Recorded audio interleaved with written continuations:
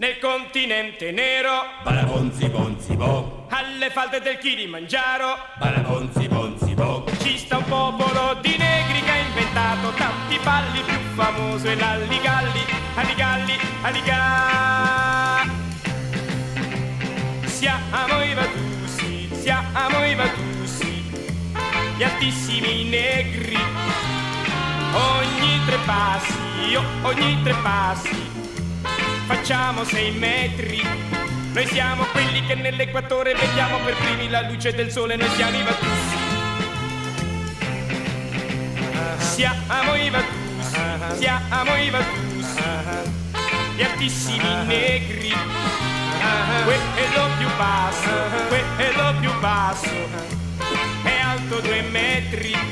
Qui ci scambiamo l'amore profondo, dandoci i baci più alti del mondo. Siamo i Vatussi. Alle giraffe guardiamo negli occhi, agli elefanti parliamo negli orecchi. Se non credete venite qua giù, venite qua giù. Siamo i Vatussi, gli altissimi negri. Ogni tre passi, facciamo 6 metri. Ogni capanna del nostro villaggio ha perlomeno 3 metri di raggio. Siamo i Vatussi. Nel continente nero, alle falde del Kilimangiaro, e ci sta un popolo di negri che ha inventato tanti balli, più famoso è l'alligalli, alligalli, alliga.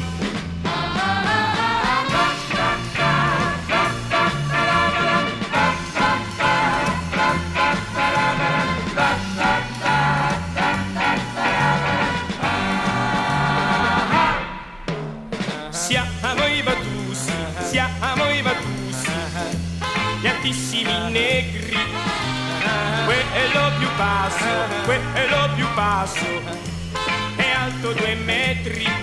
Quando le donne stringiamo sul cuore, noi con le stelle parliamo d'amore. Siamo i Vatussi. Qui ci scambiamo l'amore profondo, dandoci i baci più alti del mondo. Siamo i Vatussi.